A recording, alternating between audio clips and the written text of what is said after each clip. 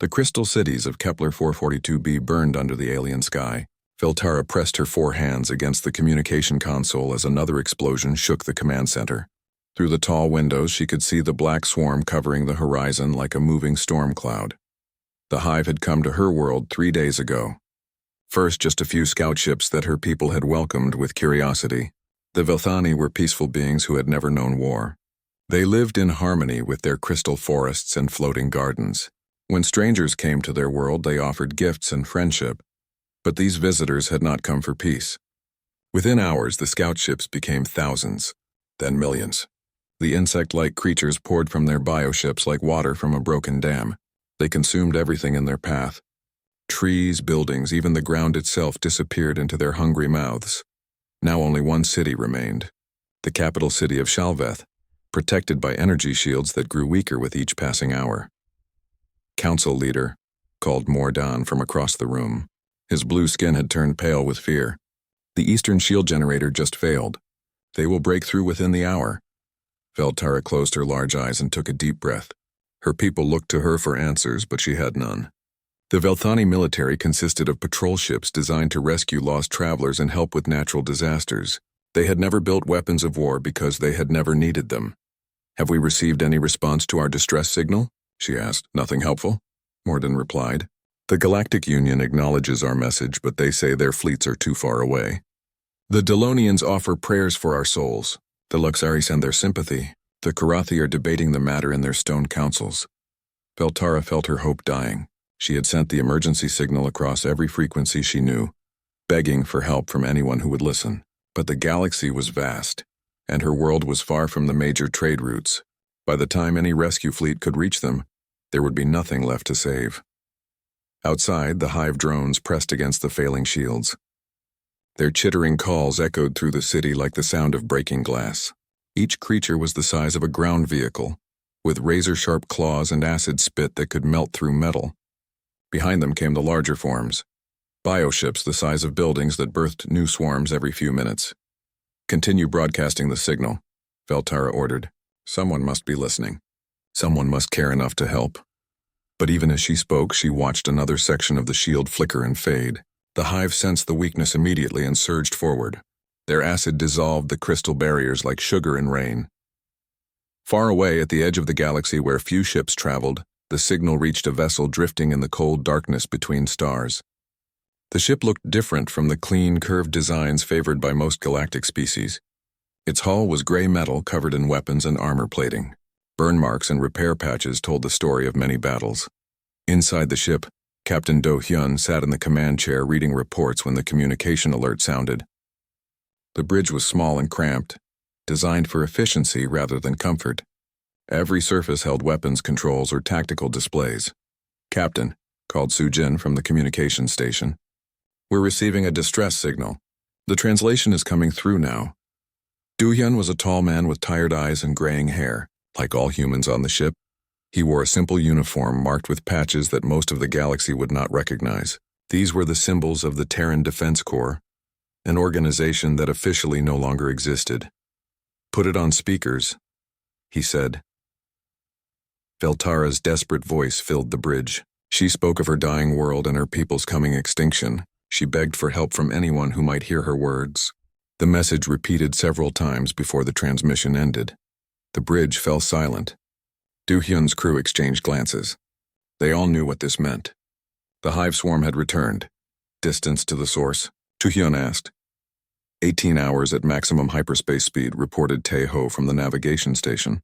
He was a young man with quick hands and worried eyes. "But Captain, we're just one ship. What can we do against the hive?" Do-hyun stood up and walked to the main display. It showed a map of local space with the distress signal's origin marked in red. He had fought the hive before, back when humanity was still welcome in galactic society. He knew how they operated and how they could be stopped. "Hana," he called to the medical officer. "How much combat stimulant do we have in storage?" "Enough for a full engagement," she replied. Hana was a small woman with steady hands and a calm voice. "But Captain, are we really going to do this? If the Union finds out we're operating in their space..." "The Union exiled us," Do-hyun said quietly. "They said we were too dangerous for civilized society. They wanted us gone so they could have their peaceful galaxy." He turned to face his crew. But some threats require dangerous people to stop them. Su Jin shook her head. The Hive destroyed 12 worlds before the Union even acknowledged they existed. By the time their debate committees make a decision, that planet will be dust. Du Hyun nodded. He had served in the Galactic Navy for 15 years before the exile. He had seen how the Union's member species preferred diplomacy and careful consideration over direct action. It worked well for trade disputes and border negotiations. It did not work well against extinction-level threats. Set course for Kepler 442b, he ordered. Maximum speed. And send a message to Admiral Kyung-soo. Tell him we might need backup. What do we tell him about authorization? Taeho asked. Do-hyun smiled grimly. Tell him this one's on me. The Union branded us as monsters. Time to show them what monsters can do when the galaxy needs saving. The ship's engines roared to life and the Indomitable leaped into hyperspace. Behind them they left only the cold darkness of the galactic rim. Ahead of them lay a dying world and the most dangerous enemy the galaxy had ever known. But they were no longer the peacekeepers they had once been. 200 years of exile had changed them. They had become something new, something the Hive was not prepared to face. They had become humanity unleashed. The eastern shield collapsed with a sound like breaking crystal. Veltara watched in horror as the Hive drones poured through the gap, their black bodies moving like oil across the city's gleaming streets. The few remaining defense turrets fired their energy beams, but the swarm simply absorbed the damage and kept coming. All civilians to the central towers, Haida, she ordered through the citywide communication system. Seal the emergency barriers. But she knew it would only buy them minutes. The Hive had taken their time with the other cities, stripping them piece by piece. But here, with their prey trapped in one location, they seemed eager to finish their meal. Mordan rushed to her side, his breathing rapid with panic. Council Leader, long-range sensors are detecting something. A ship just dropped out of hyperspace. Veltara felt a spark of hope. Union forces? No, Mordan said, studying his readings. It's a single vessel. Unknown design. They're broadcasting on our emergency frequency. A new voice came through the speakers. It was calm and measured, speaking in accented but clear galactic common. This is Captain Do-hyun of the vessel Indomitable. We received your distress call. Please transmit all tactical data regarding enemy positions and defensive capabilities. Veltara stared at the communication panel. Unknown vessel, we appreciate your response, but you should retreat immediately. The Hive swarm has millions of units on our world. One ship cannot... With respect, Council Leader, the voice interrupted. Please transmit the tactical data. We don't have much time. Something in the captain's tone made Veltara comply. She sent all their sensor readings and defensive positions to the unknown ship. As the data transmitted, she tried to identify the vessel's origin. The name Do-hyun seemed familiar, but she couldn't place it. Then Mordan gasped. Council Leader, I've identified the ship's configuration. According to the archive records, it's a human vessel. The room fell silent. Every Velthani knew the stories about humans. They had been the galaxy's peacekeepers 2 centuries ago, the strongest military force in known space. But they had vanished after something called the Titan War. Some said they had been destroyed. Others whispered they had been exiled for being too violent for civilized space. Humans are extinct, Veltara said automatically. Apparently not, Morden replied, watching his sensors, and they're moving directly toward the Hive concentration. On his screen, they could see the single ship accelerating toward the massive swarm. It was small compared to the bioships, no larger than a Velthani transport. But it moved with purpose, diving straight into the heart of the enemy formation. The Hive noticed the newcomer immediately. A portion of their aerial swarm broke off from the city assault and moved to intercept. Thousands of flying drones formed a dark cloud around the human ship, their acid weapons spitting green death. What happened next changed everything Veltara thought she knew about space combat.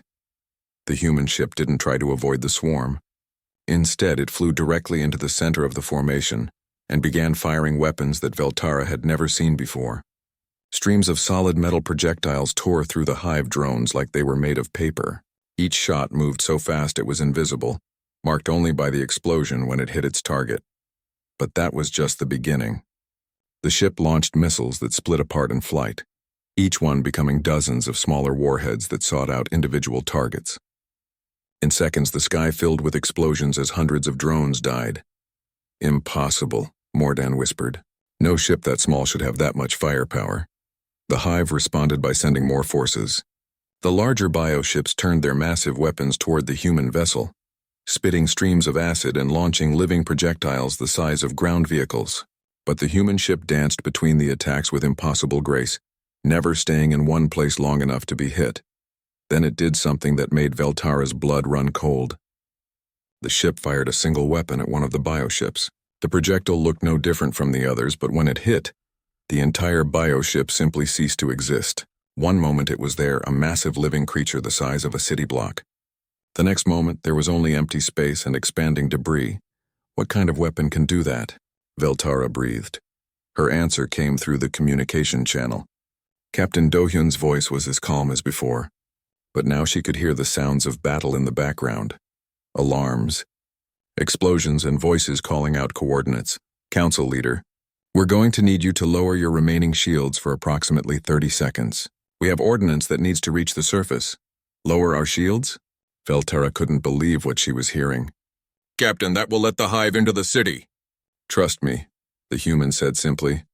Veltara looked around at her council. They were all watching her, waiting for her decision.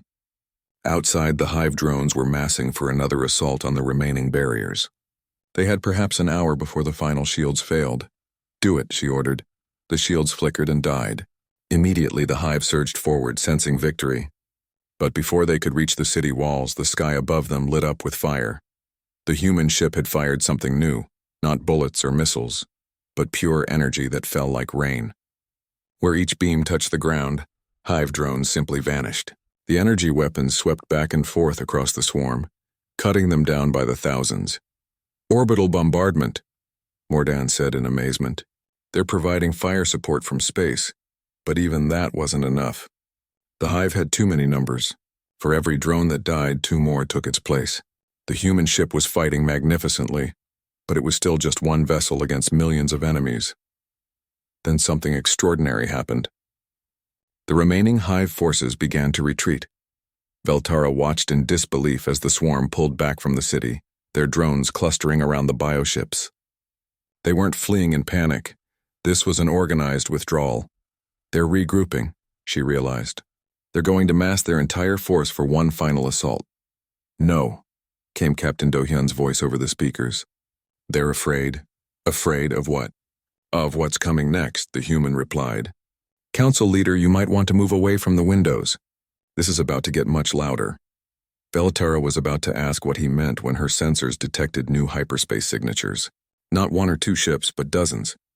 The space around her world suddenly filled with vessels, all bearing the same unknown design as the first ship. The human fleet had arrived. As she watched the new ships take position around her world, Veltara finally understood why humans had been exiled from galactic society. It wasn't because they were weak or defeated. It was because they were too good at war, and now they had returned to save a world that wasn't even their own, simply because someone had asked for help. The real battle was about to begin.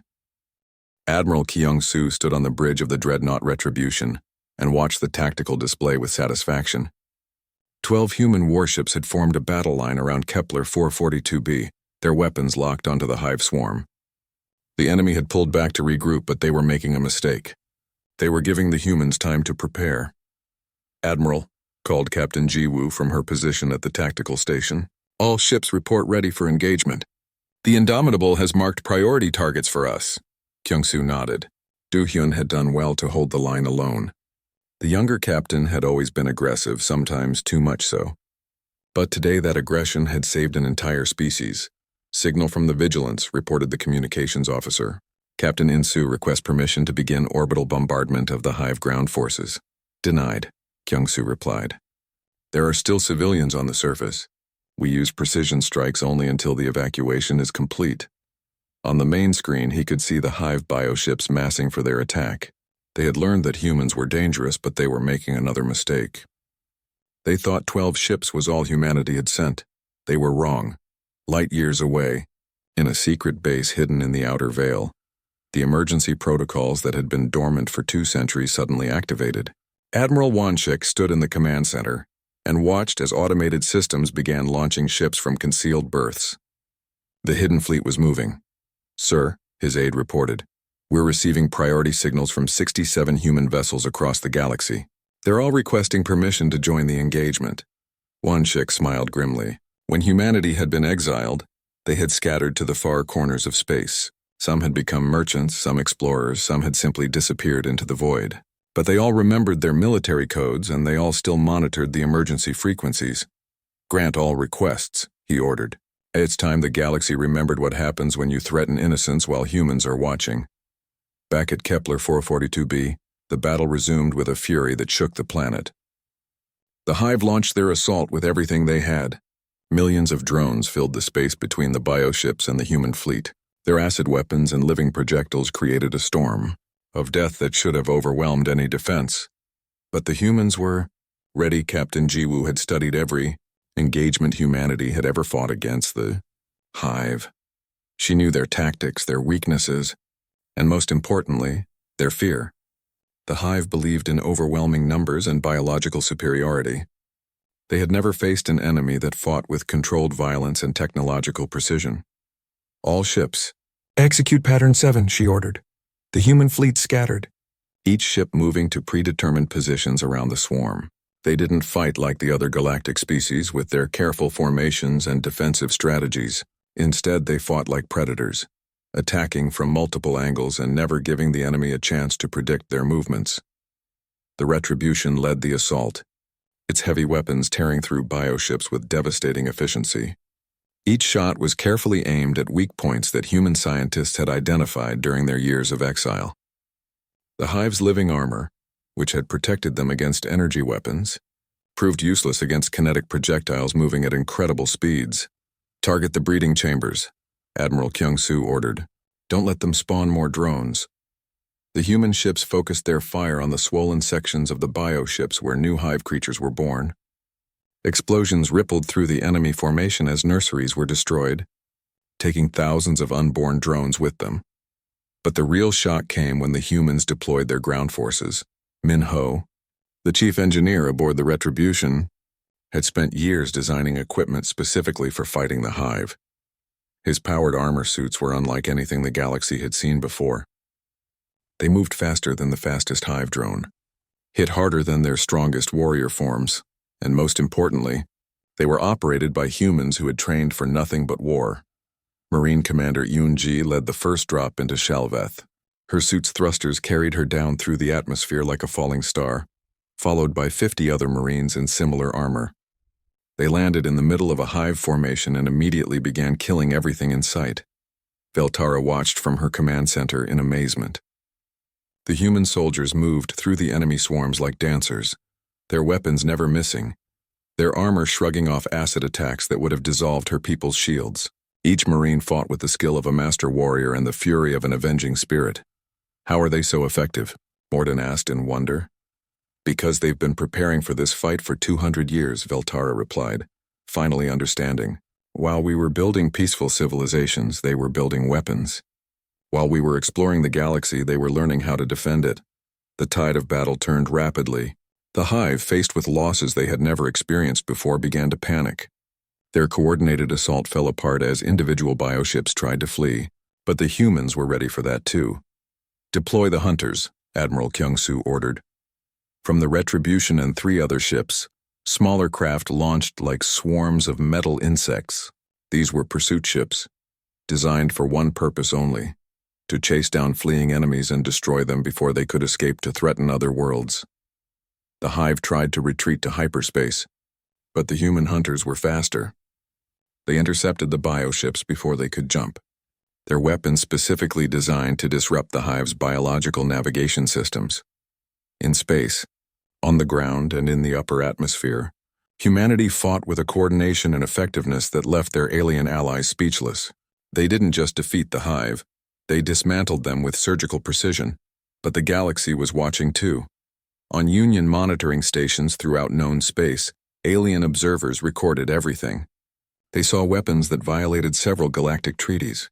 They witnessed tactics that their own military academies had deemed unnecessarily aggressive. They watched as humanity demonstrated why they had once been the galaxy's most feared military force. And in the Union's emergency council chamber, representatives of a dozen species gathered in emergency session to discuss what this meant. The humans had returned. They were still as dangerous as ever, and they had just saved a world that the Union had been willing to write off as lost. The question now was, what did humanity want in return? On the surface of Kepler 442b, Commander Unji stood among the wreckage of the Hive assault force and opened her helmet to breathe the alien air. Around her, Veltani civilians emerged from their shelters to stare at the armored figures who had saved them. Mission accomplished, she reported to the fleet. The city is secure, Hive ground forces eliminated.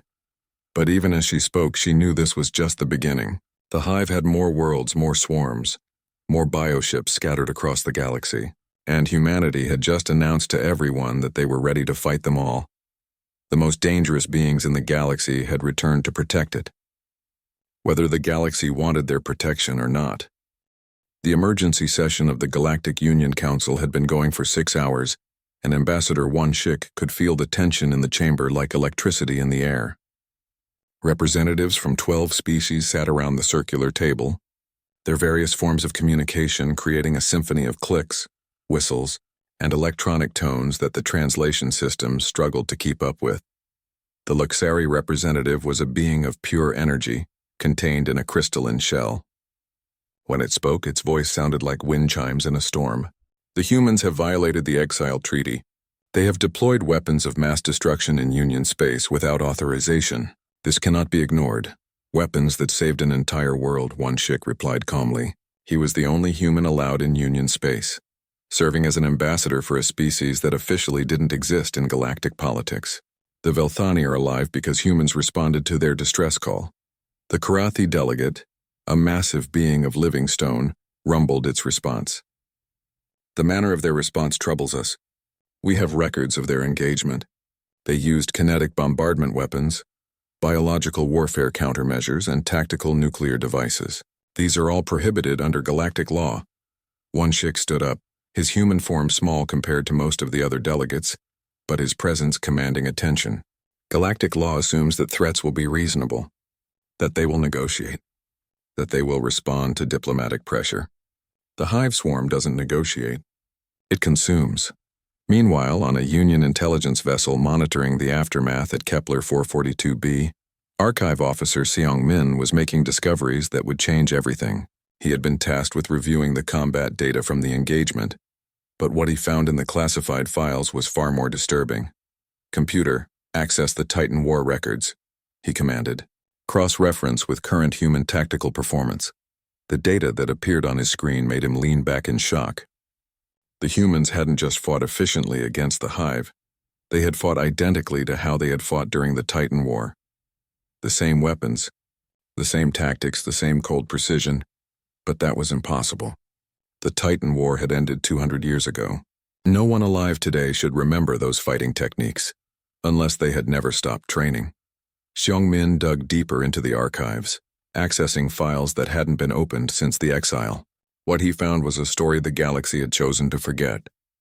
During the Titan War, humanity hadn't just been allies, they had been the dominant military force. When the Titan rebels threatened to destroy civilization itself, it was human fleets that stopped them, but the methods they used had horrified their allies. The humans had fought the war not to defeat the Titans, but to extinct them. They had tracked down every Titan base, every hidden colony, every secret refuge.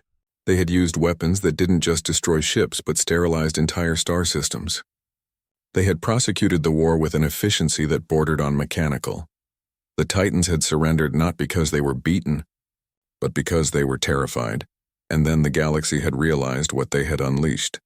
"Computer, show me the final strategic assessment of human military capability," Seong Min ordered.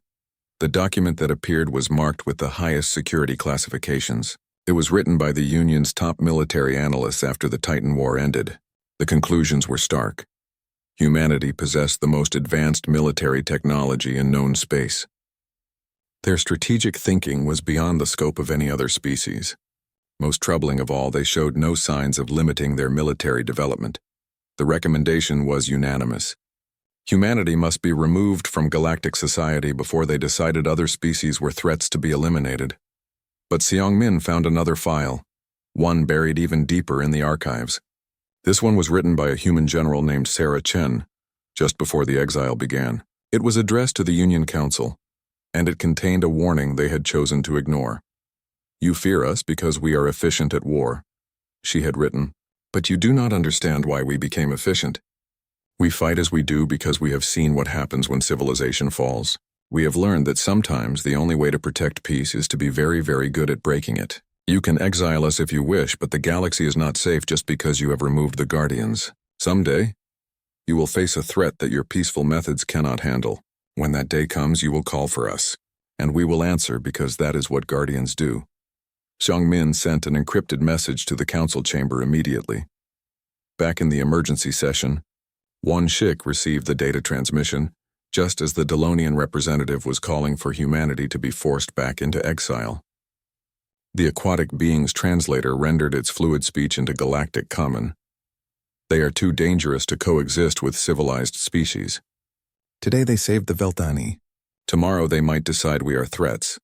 Won-shik activated his personal display and shared Seong-min's discoveries with the chamber. "You want to know why humans are dangerous? Here's your answer.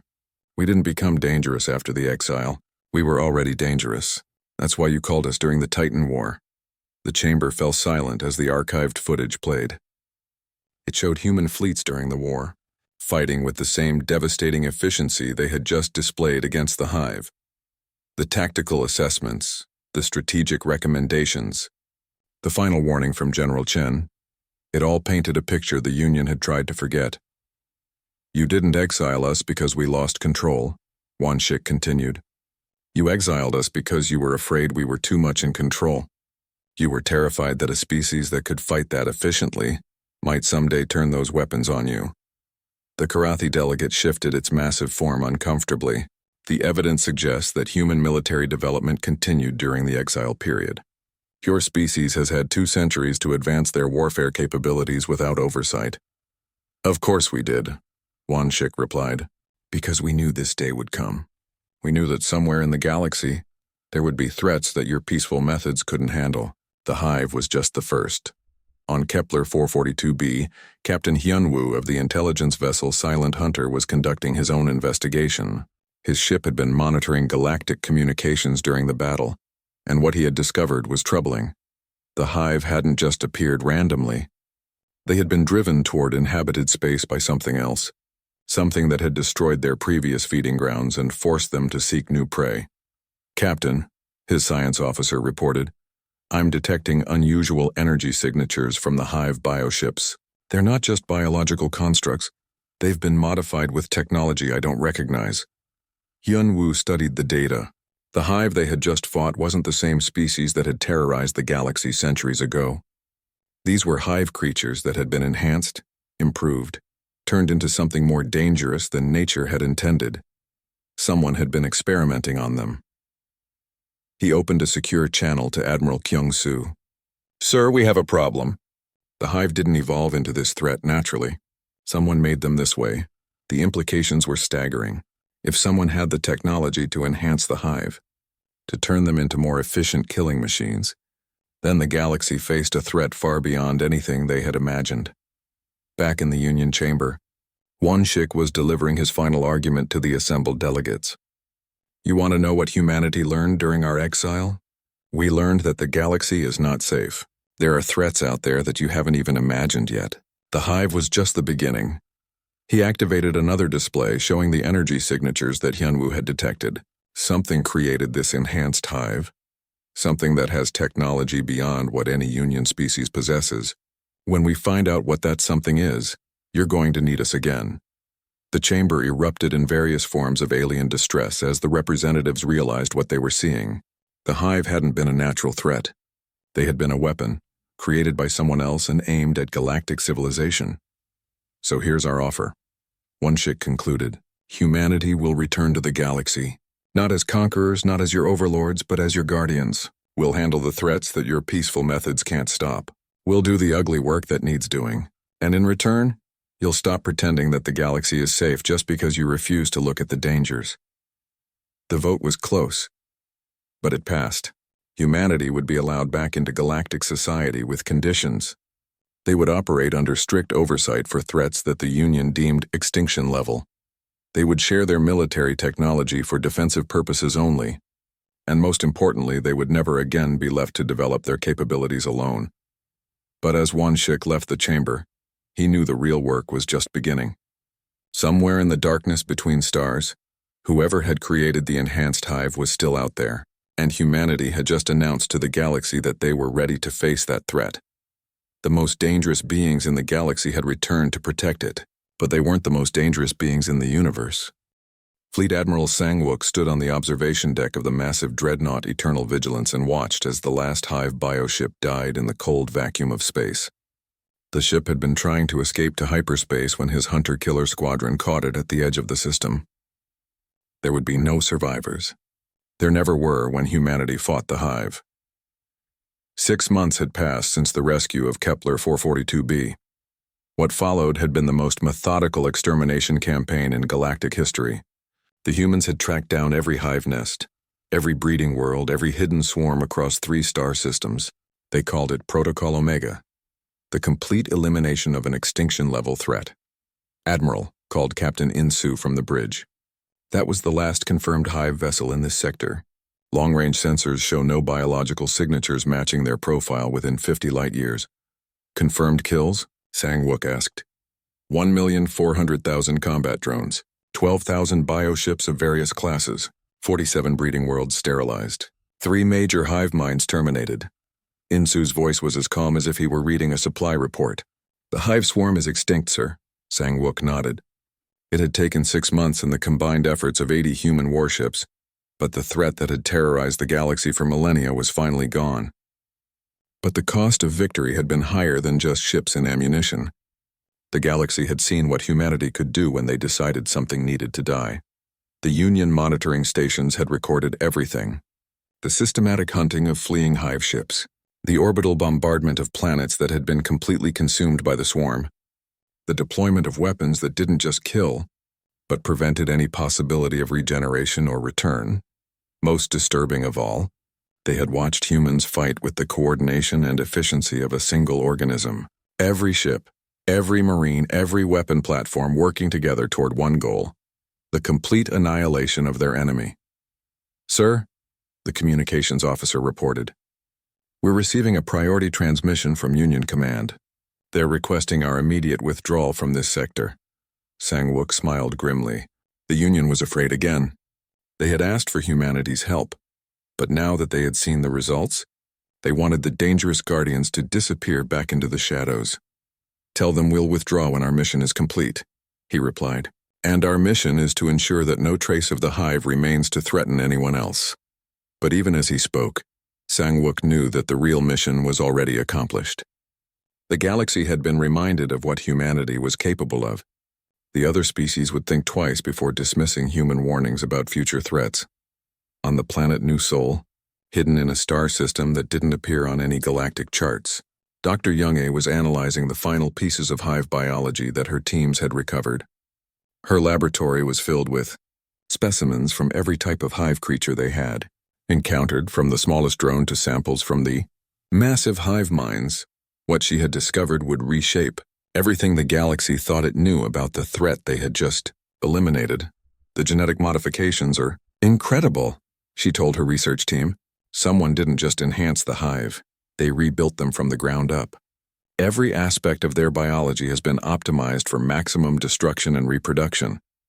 Her assistant, a young scientist named Ji Sung, looked up from his microscope. Doctor, look at this protein sequence. It's not naturally occurring. Someone designed this at the molecular level. Youngie examined the data and felt a chill run down her spine. The hive they had just exterminated wasn't an ancient threat that had returned. It was a weapon. Someone had taken the original hive species and turned them into the perfect biological weapon, then aimed them at galactic civilization. Who has this level of biotechnology? Ji Sung asked. No one in known space, Youngie replied. Which means there's someone out there we haven't met yet, Ji Sung finished. Someone who makes the enhanced hive look primitive by comparison. Young-yi immediately sent her findings to Admiral Kyung-soo. Within hours, the information was being analyzed by intelligence officers throughout the human fleet. The conclusion was unavoidable. The galaxy faced a threat that dwarfed anything they had encountered before. On the bridge of the Retribution, Admiral Kyung-soo convened a meeting of his senior staff. The holographic display showed a map of the galaxy with the former Hive territories marked in red. But now there were new markers, strange energy signatures detected at the edges of explored space. The Hive wasn't an invasion, he told his officers. It was a test. Someone wanted to see how the galaxy would respond to an extinction-level threat. Captain Ji-woo leaned forward. And now they know. They've seen our capabilities, our tactics, our technology. They know exactly what they're facing. Which is why we need to find them before they're ready for us, Kyung-soo replied. Deploy deep space reconnaissance ships to every sector where we've detected unusual readings. If there's a species out there with this level of biotechnology, we need to know about them. Meanwhile, on Kepler 442b, Veltara stood in her rebuilt city and watched human construction teams helping to restore the crystal gardens that the Hive had destroyed. The peaceful Velthani had learned much about war in the past 6 months, but they had also learned about honor and protection. Council leader, Mordan approached with a communication pad. We've received a message from the human admiral. He's offering to establish a defense station in our system. Veltara considered the offer. The humans had saved her people, but their presence was a reminder of how violent the galaxy could be. Their ships were armed with weapons that could destroy planets. Their soldiers trained constantly for wars that might never come. But she had also seen what happened to worlds that refused protection when real threats emerged. Tell the Admiral we accept, she decided. But make it clear that this is a defensive installation only. We will not allow our world to become a staging ground for human military operations. Of course, Council Leader, Mordan replied. But they both knew that if another threat like the Hive emerged, the distinction between defense and offense would become meaningless very quickly. Light years away, in the depths of space where no star shed light, something vast and ancient stirred. It had watched the destruction of its biological weapons with interest. The species that called itself human had performed exactly as predicted. They had eliminated the Hive threat with remarkable efficiency. Now it was time for the real test to begin. Deep space monitoring stations throughout human space began detecting anomalous readings. Ships that didn't match any known configuration, energy signatures that suggested technology beyond current understanding, and most disturbing of all, transmission patterns that indicated a level of coordination that spanned multiple galaxies. Admiral Wanshik received the first reports while meeting with Union representatives on the diplomatic station Harmony. The other species were still debating the implications of humanity's return to galactic society. They didn't yet realize that the real war hadn't even started. Admirals, he said, interrupting the diplomatic session, we have a situation. The holographic display showed the edge of the galaxy, where human long-range sensors had detected something that shouldn't exist. Ships were emerging from the void between galaxies, moving toward known space with obvious hostile intent. How many ships? Asked the Luxari representative, its crystalline form flickering with alarm. We've confirmed at least 10,000 vessels, Wanshik replied. But our sensors suggest there may be millions more behind them. Whatever created the enhanced Hive, they're coming to finish what they started. The chamber fell silent. Even the most optimistic Union representatives realized what this meant. The Hive hadn't been the real threat. They had been the opening move in a game played by beings with technology that made galactic civilization look primitive. What do you recommend? Asked the Karathi delegate. Wanshik smiled, but there was no humor in it. I recommend you let us do what we do best. You wanted guardians? You're about to see what that really means. Across human space, the call went out. Every ship, every soldier, every weapon that humanity had built during their centuries of exile was activated. The hidden fleet emerged from concealment. Defensive installations that had been disguised as mining operations revealed their true nature. Research stations began producing weapons that the galaxy had never seen before. The most dangerous beings in the galaxy were preparing for war against an enemy that made them look peaceful by comparison. But they were ready. They had been ready for 200 years. In the depths of space, Captain Do-hyun stood on the bridge of the Indomitable and watched as his ship joined the largest human fleet ever assembled. Around him, thousands of vessels prepared for a battle that would determine the fate of galactic civilization. "All ships report ready, sir," Sujin announced. Do-hyun nodded. He had started this by answering a simple plea for help. Now he was part of something much larger. Humanity's promise to protect the galaxy no matter what the cost. "Signal the fleet," he ordered. "Set course for the galactic rim. It's time to show our new friends what happens when they threaten our galaxy." The human fleet moved out toward the edge of known space, where ancient enemies waited in the darkness.